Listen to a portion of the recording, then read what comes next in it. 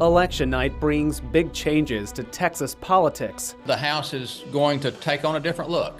But the biggest winners weren't even on the ballot. How Greg Abbott and Ken Paxton are driving change at the Texas Capitol. Tonight, we can proudly say the state of our union is strong and getting stronger. President Biden sends his message to the nation. But what did Texans think? The Lone Star response to the State of the Union. A new investigation into the response to the Uvalde school shooting finds police did not violate any policies. And you're going to tell me nobody did anything wrong? Shame on you. Shame on you. The angry response from families and what comes now in the push for accountability after the mass shooting. Produced from the Capitol in Austin and airing statewide, this is the award-winning State of Texas. Hello and thank you for joining us. I'm Will Dupree. Josh Hinkle is on assignment. Primary election night delivered major changes in Texas politics, but two of the biggest winners weren't even on the ballot. Greg Abbott and Ken Paxton. Both the governor and attorney general campaigned against members of their own party, and they had some notable wins. Paxton targeted incumbent House Republicans who voted for his impeachment. He endorsed 37 challengers. 8 of them won. Among them is Mitch Little, who served as part of Paxton's legal team during his Senate impeachment trial. Little defeated incumbent Cronda Timish. Interestingly, he used to be on her team. Little was her campaign treasurer, but resigned before the impeachment trial. 8 candidates Paxton endorsed advanced to runoff elections, most notably David Covey. He's challenging House Speaker Dade Phelan. The speaker led the impeachment effort against the attorney general. Paxton and former President Donald Trump endorsed Covey. This is the first time in more than 50 years that a sitting House Speaker has had to face a runoff election. Paxton also backed challengers to 3 Republican judges who currently serve on the Court of Criminal Appeals, the state's highest criminal court, and all 3 of them won. Lee Finley, Gina Parker, and David Schenck will face Democratic challengers in November. Meanwhile, Barbara Hervey, Sharon Keller, and Michelle Slaughter will be off the court after the election. They all lost after Paxton campaigned against them. It comes after those judges ruled the Texas Constitution prevents Paxton from prosecuting voter fraud cases without permission from a district attorney.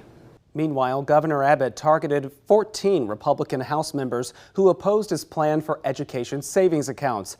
And as our Ryan Chandler shows us now, the governor made good on his promise to push some of those lawmakers out of the Capitol. The House is going to take on a different look. Gary Van Dever has never faced a tough race.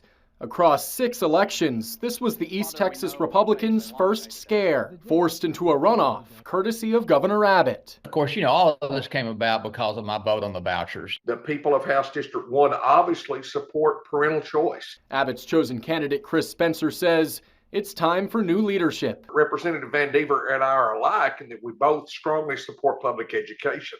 What I support are the rights of parents to make the decisions. Their race is just one example of Abbott's retribution against Republican roadblocks. These are the 85 Republicans that served in the Texas Legislature last session. Bear with me. On the left, in the red, are allies to Governor Abbott when it comes to support for education savings accounts. But on the right are the 21 Republicans who blocked that priority of his from becoming law. Governor Abbott knocked out 5 of them in the primaries on Tuesday by endorsing their pro-voucher opponents. A 6th one of these incumbents lost without much direct involvement from Governor Abbott. Now, 5 of these guys aren't running for re-election. We already know that 2 of their challengers running to replace their seat are in support of the governor's priority. Maybe the philosophy of the House will change a little, but I plan to be back, and I plan to work with anybody that'll work with me to do good things for my district and do good things for the state of Texas. Ryan Chandler, State of Texas. Here's a closer look at the impact of the governor's endorsements. He supported 14 House challengers. 7 of those candidates won their primary election. 5 of the candidates are now heading into a May runoff election. Just 2 of the challengers Abbott endorsed ended up losing their primaries. For Texas Democrats, the race for Senate drew statewide attention, and voters settled the primary without needing a runoff. It sets up a November battle between incumbent Ted Cruz and Democrat Colin Allred.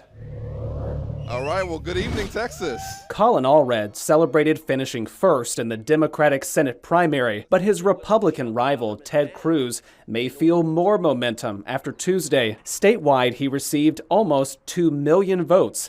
That's nearly 3 times what Allred got in his election.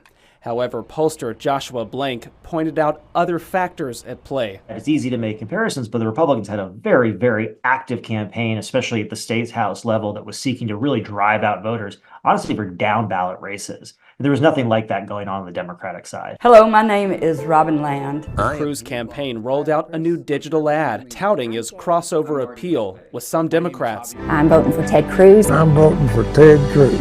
It echoes a similar message Allred sent to supporters. I'm proud of being the most bipartisan member of the Texas delegation, not because bipartisanship in and of itself is the goal, but because getting things done is the goal. No matter what, at the end of the day, we're all Democrats and we're all going to pull in behind Colin Allred to defeat Ted Cruz. Nancy Thompson's progressive group endorsed Allred's primary opponent, Roland Gutierrez, but now they're supporting the Dallas congressman and will soon put out their first ad against Cruz. And we're asking people who are voters and non-voters, like, the time is now to work together on the big picture issues so we can defeat Ted Cruz. While the candidates can count on their bases, it seems they're looking for an outright win by pulling in more Texas voters from the margins. We want to dig a little deeper into the primaries and what comes next. We're bringing in Jim Henson now. He's the executive director of the Texas Politics Project at the University of Texas.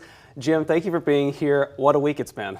What a week, yeah. You're still catching up on sleep, as we were discussing. It's been a little bit difficult to do that. But just, we're a few days past the primaries at this point. So as you're looking at the results, what are some of your big takeaways from those contests and as we prepare for these next runoffs that are to come? Well, I think one of the things we're doing while we're trying to catch up on sleep is kind of ponder it. It's a lot to digest. I would really underline, I guess, 2 big things. Mm-hmm. First thing is that, this was not, there's a lot of discussion about this is a big win for Governor Abbott. A lot of his candidates succeeded. He exerted himself. And I think that's important, not just in the horse race part of this, but in the bigger picture, that Governor Abbott has really exercised an ability to intervene in the legislative branch at the electoral level. And that really aligns with the broader trajectory of his governorship, in which he's really strengthened the office of the governor and the role of the executive branch that he has authority over in the political system. This is just going to reinforce that. I think that's a big takeaway. The other obvious takeaway, but that I think requires some subtlety, is the ongoing struggles inside the Republican Party. And I think however these runoffs resolve themselves, the story, as you well know, of the last legislative session, which lasted all year, was one of ever mounting and ever vicious, frankly, conflict among Republicans in the legislature, including in the House.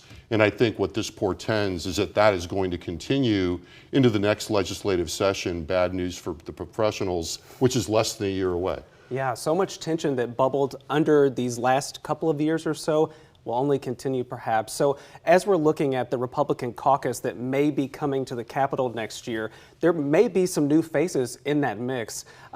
Does this at all affect the likelihood of Governor Abbott achieving that dream of creating education savings accounts here in the state? Yeah, there will be some new faces, and there'll be a lot, and a lot of them will be more pro-voucher than the old faces. I think this is an area where we have to see what happens with the runoffs and what happens in the general election, of course, and see what the composition of the legislature is. I think the thing we know for sure is that the share of Republican members, particularly in the House of Representatives, who oppose vouchers and are really willing to go to the wall for it, will be smaller. We still don't know how much, but the one thing we do know for sure is that education savings accounts, vouchers, whatever you want to call them, they'll be back. Now, looking at turnout statewide, we saw pretty lopsided numbers for Republicans versus the Democrats. Should that send any kind of alarm bells for Democrats here in the state? Well, I think the alarm bells are ringing so steadily for the Democrats that they just become background noise. But yes, I think if you look at the numbers, so many more Republicans turned out now than Democrats in the primary. Now, some of that is an immediate kind of issue in terms of what was going on in this primary. No competition at the top of the ballot for Democrats. The Republican race is settled. You had a Senate race in which the leading candidate, Colin Allred, who, avoided a runoff in his nomination race to face Ted Cruz for the U.S. Senate, pursued a strategy that was basically ignoring his opponents. And sort of that was not a mobilization strategy. So those two things meant there was no reason to expect high Democratic turnout. All right, we'll leave it there. Jim Hitson with the Texas Politics Project, thank you for being here. Great to be back, Will. Thanks. The state's largest ever wildfire destroying not just homes and land, but livelihoods, adding up the cost to ranchers. And who's stepping up to help? President Biden sends his message to the nation, but what did Texans think? We look closer at the response to the State of the Union. We keep getting kicked while we're already down. Outrage from families of children killed in the Uvalde school shooting. Why a new report into the police response is highlighting frustration in the community.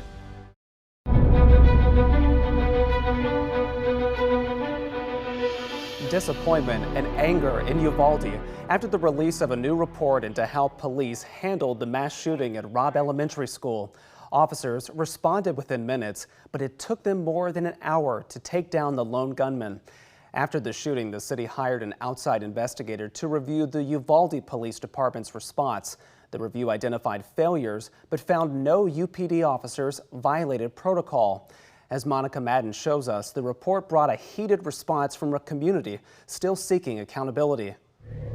Families have been waiting nearly 2 years for accountability after they say police failed to save their children in a timely manner. Nearly 400 law enforcement officers responded to the scene, and only 2 have lost their jobs. We keep getting kicked while we're already down. Outrage in Uvalde Thursday. You call that good faith? They stood there 77 minutes and waited. After they got call after call, the kids were still alive in there. After investigator Jesse Prado, a former Austin police detective, found no Uvalde police violated department policy in their response to the shooting. There was no evidence of serious acts of misconduct in direct violation of Uvalde Police Department's policies. Prado did cite communication failures also found in January's DOJ review, but did not share any novel findings in his report. This is not what we wanted, and this will not happen how we thought it would happen. Families of victims stormed out in frustration before confronting Prado in public comment. But a lot of them were left for dead by some of our law enforcement. There is no policy change will eliminate their fear and their hesitation to do what is right in the positions they serve. And for that, they should be terminated. It all comes as the Uvalde County DA has convened a grand jury over the Robb shooting, but families are left feeling hopeless in their fight for justice. These people, they have been serving for years. Nothing's going to change. There's no training, there is no policy that is going to make them put someone else above their own safety. Prado's finding that stirred up the audience the most was when he said that police could not establish a command post due to crowd control as distressed parents flooded the school to try and find out what was happening with their children. Now, it is worth noting that Texas Ranger Ryan Kendall is still pending termination, citing that he did not set up a command post. One law enforcement officer that I spoke to says it's common at mass shootings to have issues with crowds, but police still have to establish a command post for response. In Uvalde, Monica Madden, back to you. There has been a change in leadership in Uvalde. The city elected a new mayor, Cody Smith. He takes over for Don McLaughlin. On Tuesday, McLaughlin won the Republican nomination for Texas House District 80. Democrats Cecilia Castellano and Rosie Cuellar are in a runoff to determine who will be his opponent in November. The state senator who represents Uvalde lost his bid to be the Democrats' nominee for U.S. Senate. Roland Gutierrez got emotional in his concession speech when he talked about the families of those Uvalde victims. I told you I don't cry about elections.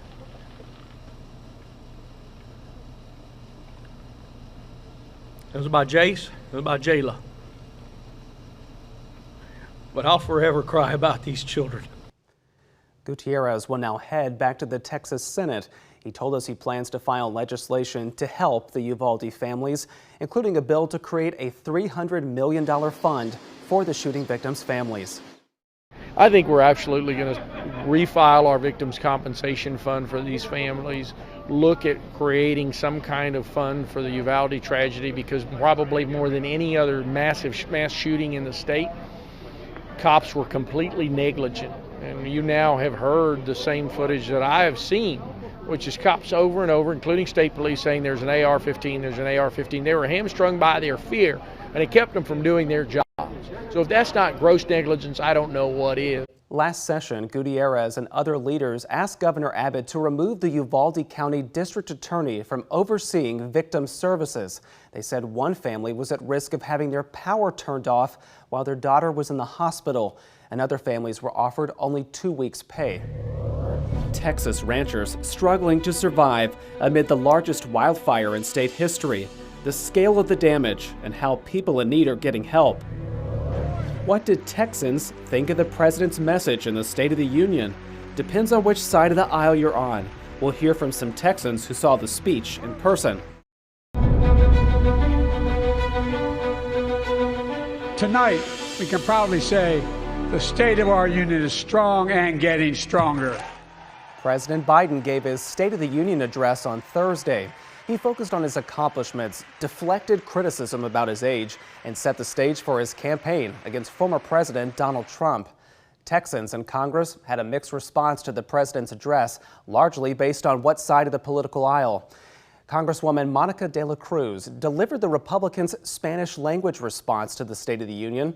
The South Texas Congresswoman said the president did little to address concerns of the people she represents.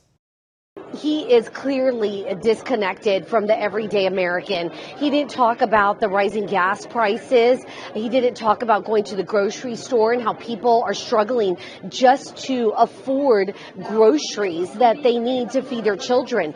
I come from a district that is 90% Hispanic. Hispanics tend to have larger families. That means more mouths to feed. What my people, my district were looking for, or they were looking for an answer to how these prices were going to come down and they can afford everyday life. Texas Democrats had a much different take. South Texas Congressman Henry Cuellar congratulated the president after the speech, saying, quote, "You were on fire." And Houston Democrat Al Green praised the inclusiveness of the address. I was impressed with the fact that he covered a wealth of issues that impact our nation, but also impact the globe. For example, at home, if you're a young person, you have to be pleased with what he said about education. And, you know, he's helped us get student loan forgiveness for millions of people. If you're a senior citizen, you had to be impressed with the fact that insulin is going to be $35 for you. And he wants to make it for everybody $35. 2 Texans were in the chamber as guests of First Lady Jill Biden. The president mentioned both of them during his address. As he spoke about work to curb gun violence, Biden recognized 18-year-old Jasmine Cazares. Her sister Jackie was killed in the Robb Elementary School shooting in Uvalde. The president also denounced the Texas law banning almost all abortions, recognizing Kate Cox in the audience. She was denied an emergency abortion by the state Supreme Court after her doctor determined that her health was in danger. Cox is a mother of 2. She had to travel out of state to get that emergency abortion. The largest wildfire in Texas history is still burning, but it's already left some ranchers facing financial ruin. The damage and who's stepping up to help.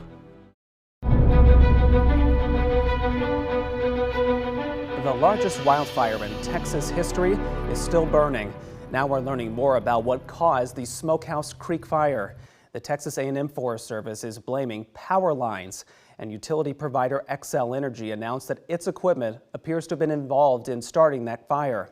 The energy company already faces a lawsuit claiming it did not properly maintain power lines. Xcel refutes those claims. The company says it's been cooperating with investigators and it will help those affected by the fire. But many farmers and ranchers in the Panhandle need help now. Thousands of cattle have already died. And as Ryan Chandler shows us, some ranchers in the heart of America's cattle industry are now left with nothing and asking for help. A desperate stampede, turning to a charred field of cattle that couldn't escape. I've spent the last 15 years building this cow herd up. Chance Bowers fears he lost as many as 200 cows at about $3,000 a head. That can be a debilitating financial strain. You can lose it overnight, but we've been very blessed and very fortunate that we've only going to lose 200, you know. Thousands more cattle are feared dead across the region. Those who survived left with no water to drink or fields to graze. Many too badly burned to keep. Their hooves are burned, beyond repair. Their udders are gone, so they'll no longer be able to nurse their calves. It's a real sad situation. Texas Agriculture Commissioner Sid Miller is urging Texans to donate to the State of Texas Agriculture Relief Fund, the state's privately funded lifeline for one of our hardest industries. The two highest occupations for suicide in the United States are veterans and farmers. And farmers are number one. People up in this country have missed 2 cotton crops in a row, so they're already struggling financially. Now, possibly they've lost all their livestock. Ranchers in need are getting support from their neighbors in the Panhandle and across Texas. Volunteers bringing in hay to feed surviving animals amid the scorched grazing land. Anytime I get the chance to help out there, I'd love to come help. Ryan Chandler, State of Texas. Thank you again for joining us for State of Texas. I'm Will Dupree. We'll be back next week to bring you an in-depth look at Texas politics.